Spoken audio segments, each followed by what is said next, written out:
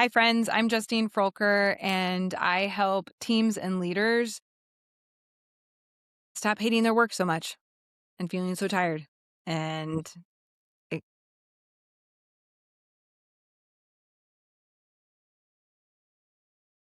courage skills. This is Courage Tuesday, where I share with you how the courage work is showing up in my real life. So we've had a theme of the week this week. It's been both in my entrepreneurs group. It's been in nearly every podcast conversation that I have recorded for Courage is Built Here, the podcast. It's been in my own life, and I'm gonna warn you. We have a choice here. Uh, we have a choice between choosing to be offended or to feel convicted. It's choice. No one makes you do anything. I mean, if you are an adult, like no one makes you do anything. Your boss has not made you go to that professional development workshop. You have a choice. Yeah, even if it's a mandatory workshop. No one makes you say yes when you really want and need to say no. You choose to say yes and not say the no that you need to say. No one makes us do anything. We always have a choice. Sometimes the choices in front of us both suck. Still a choice. There's an example that my accountability coach gave, like that, a guy tells a story about how he was a counselor in a prison system, and the prisoners were forced to go to a counseling session, and they would be like, well, I have to be here. And the counselor would always say, and I would say this, like, especially when I was working with like teenagers, like, I have to be here. My parents are making me talk to you.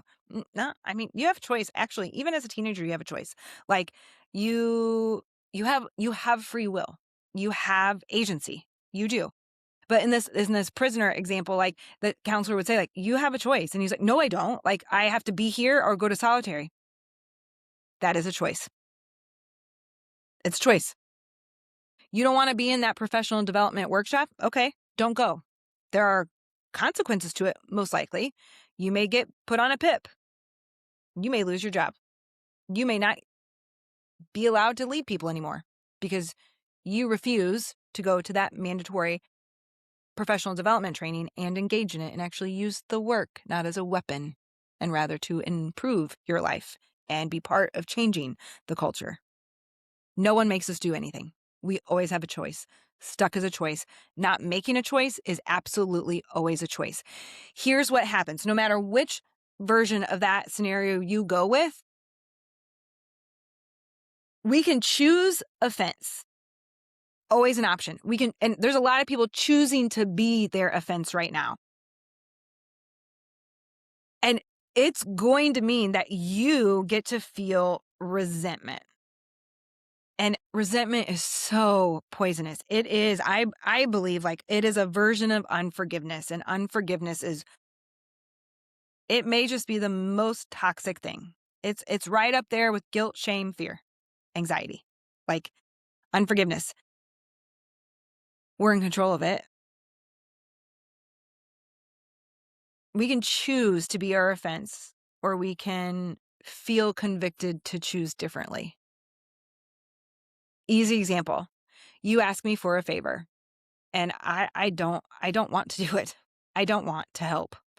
I actually don't have the time to do it. It doesn't sound that fun. I don't have the extra bandwidth right now. Except I start to feel really guilty, and I should want to help you, especially because I actually do care about you. Like I do, and I want to help. I want to help. Except I really can't. Except I don't listen to that, and I say, yeah, I can help. Of course I can. And here's what's underneath that. I show up, I help, and I do it with grumblings and judgment and resentment, because that's what grows when we don't set the boundary that we're needing to set, when we don't stay in alignment with our values. Like, except I don't let you know about any of those things. It's just all within me. And that starts to fester into this like resentment. And then I get like judgy and angry and resentful. Except where that energy goes is actually not where it needs to go, which is on myself. It goes toward you. I feel judgy, angry, resentful toward you when I'm the one that said yes, when I needed to have said no. And all of that ick, number one, it's not self-awareness. It's not aligned with my values. It's not courage. You are going to finger point and blame. You better look at the 3 fingers pointing back at you.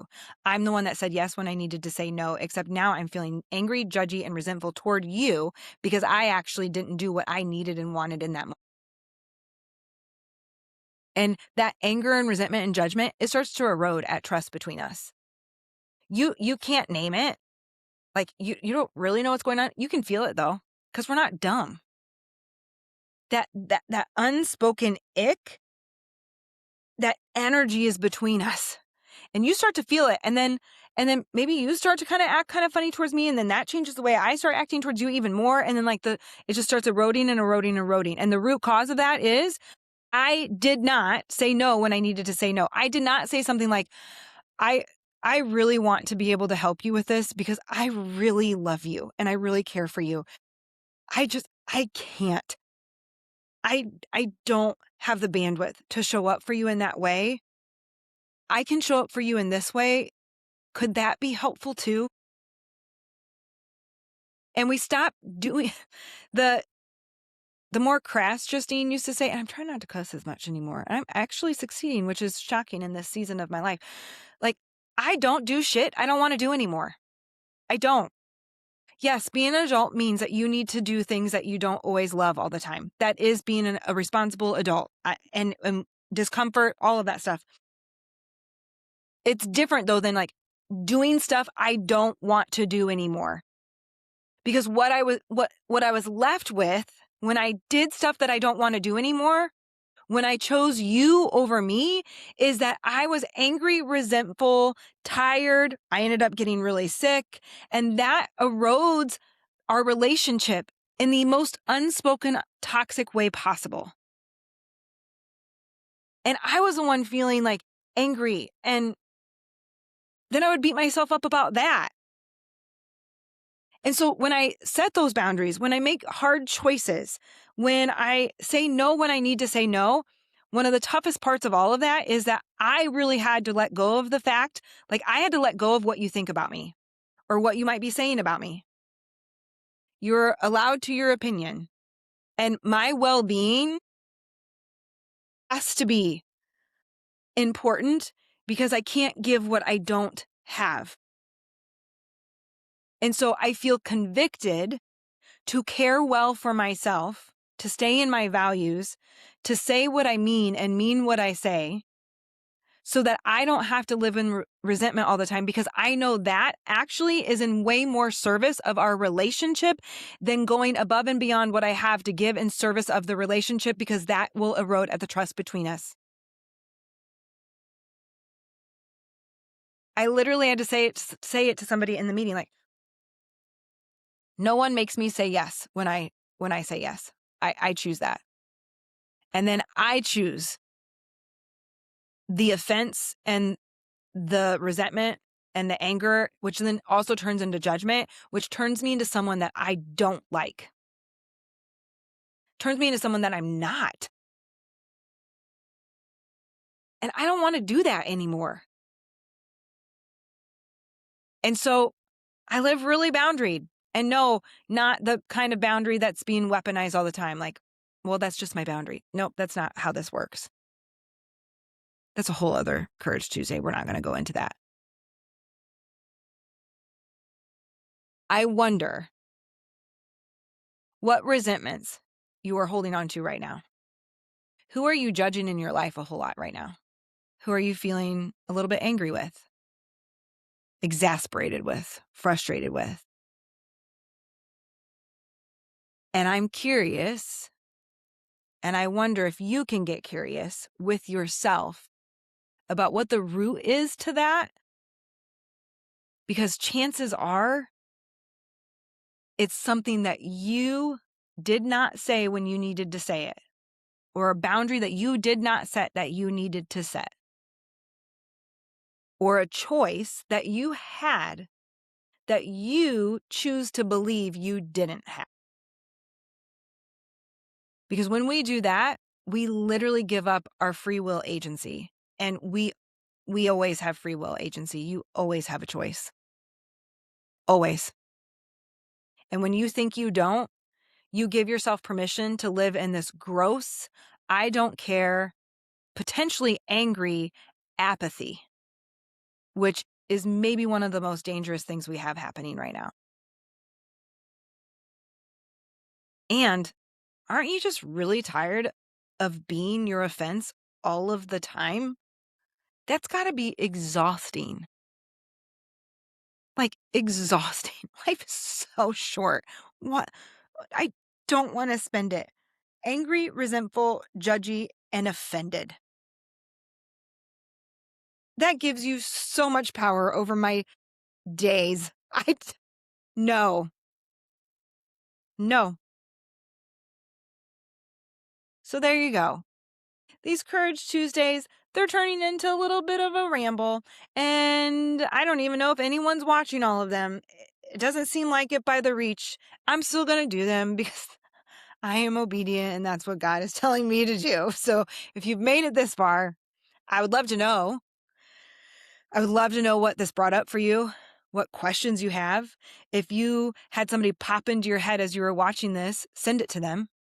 And of course, I would not be a great content creator or entrepreneur if I didn't ask you to like, share, and subscribe. If you have a question about how you can do this work with me, my September training is filling. I thank you, Jesus. And I would love to have you in it. It's at Monarch Meadows Retreat. The next one will not be until April. And so if you'd like to really dig into this work, if you would like to have a community to do it alongside and to do it in a funky, beautiful place that every single thing has been intentionally chosen for your wholehearted, courageous life, join me. And I'll see you next week for Courage Tuesday.